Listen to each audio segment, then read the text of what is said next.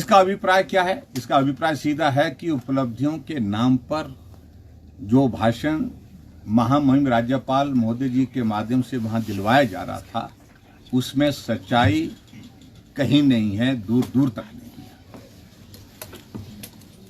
और इन्हीं बातों को लेकर के कांग्रेस पार्टी के नेता भी उब करके सुस्ताने लगे। और उसके साथ साथ में मैं ये जरूर कहना चाहूंगा कि उपलब्धि अगर होती तो शायद मुझे लगता कि तालियां भी बजते, मेज भी थपथपाए जाते और उत्सुकता के साथ लोग सब सुनते, जो विधायक थे, मंत्री थे। अब इन सारी चीजों को लेकर के मैं कितना बोलूं? मुख्यमंत्री जी को झूठ बोलने की आदत है और झूठ बोल करके पिछले 2 वर्ष का कार्यकाल उन्होंने इस प्रकार से गुजारा है। और अब तीसरे वर्ष हम सोच रहे थे कि कुछ होगा, कुछ तो ठीक बोलेंगे। लेकिन मुझे इस बात को लेकर के अफसोस है कि जितनी भी बातें वहां पर कही गई, जो उपलब्धियों के नाम पर उन्होंने गिनवाने की कोशिश की महामहिम राज्यपाल जी के माध्यम से इस अभिभाषण में, उनमें योजनाएं वो थी जिन योजनाओं का शिलान्यास भारतीय जनता पार्टी की सरकार ने किया था, जिनका बजट प्रावधान भारतीय जनता पार्टी की सरकार ने किया था।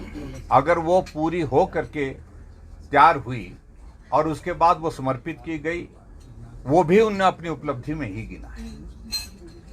एक भी योजना हिमाचल प्रदेश में ऐसी योजना नहीं है जिस योजना को इन्होंने कहा कि हमने शुरू किया है और उसको हमने पूरा किया है। और हैरानी की बात तो यह है कि आप देखेंगे महामहिम राज्यपाल जी के अभिभाषण के दौरान एक पैरा 84 है ये, जिसमें इन्होंने हिमाचल प्रदेश में आदर्श स्वास्थ्य संस्थान बनाने की बात कही थी। और उस काम को उन्होंने बताया है कि वो काम हमने जो है वो पूरा कर लिया है।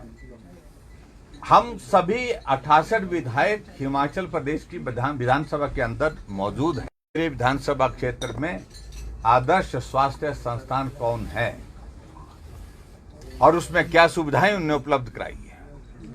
और यहाँ इन्होंने मनुष्य के हाथों से हुई है, यानी कि वर्तमान सरकार के हाथों से हुई है, वर्तमान मुख्यमंत्री के हाथों से हुई है।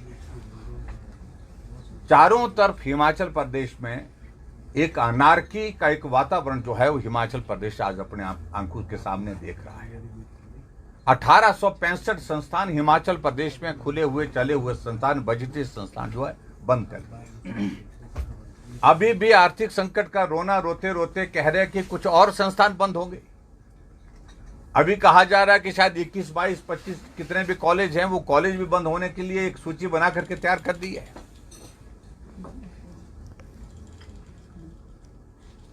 आज उपलब्धियों के बारे में जिक्र करने की कोशिश कर रहे हैं, लेकिन जिक्र करने लायक कोई एक बात इसमें नहीं है। 6 गारंटियां पूरी करने की बात कही है। 10 गारंटी दी थी, 6 गारंटियां पूरी कर दी।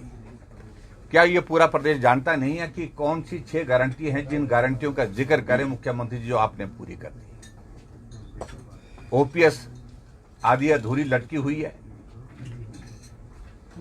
उसके बाद महिला सम्मान की दृष्टि से महिलाओं के लिए जो 1500 रुपए देने की बात कही थी, लोकसभा के चुनाव से पहले आपने कुछ जगह थोड़ा सा अंश उसमें कुछ महिलाओं बिजली की गारंटी, उसके साथ दूध की गारंटी, कहते हैं दूध की गारंटी को भी कह रहे कि हमने पूरा कर दिया।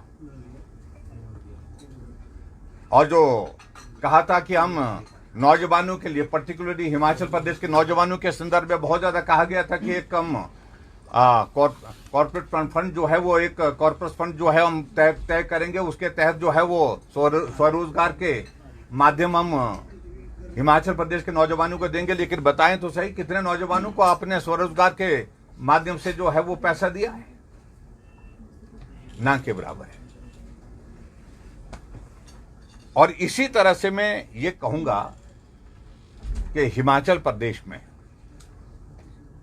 आप जिक्र कर रहे हैं कि हिमाचल प्रदेश में हमने नशे को रोकने के लिए सख्त कदम उठाए। अब जब दबाव सरकार के ऊपर विपक्ष की ओर से लगातार बढ़ा है, लगातार इस बात के लिए कहा जा रहा है कि खुलेआम हर रोज ओवरडोज के कारण कहीं ना कहीं नौजवान की मृत्यु हो रही है, फिर कुछ जगह कार्रवाई करने की बातें कह रहे हैं, लेकिन सही मायने में जो बड़े लोग इसमें शामिल हैं उन पर कार्रवाई करने की शुरुआत कब होगी? आर्थिक स्थिति हिमाचल प्रदेश की आपके सामने है, जिसको लेकर के मुझे कहने की आवश्यकता नहीं है। बजट सत्र है, बजट जब पेश होगा तो उस वक्त हम विस्तार से बात कहेंगे। आज हिमाचल प्रदेश की स्थिति ये हो गई है कि टैक्स बहुत सारे लगाने के बावजूद भी हिमाचल पूरी तरह से आर्थिक रूप से जो पटरी से उतर चुका हुआ है। 1 लाख करोड़ से ज्यादा का ऋण हिमाचल प्रदेश के ऊपर हो गया है। ये श्रेय भी वर्तमान मुख्यमंत्री सुखविंदर सिंह सुक्खू जी के नाम पर है।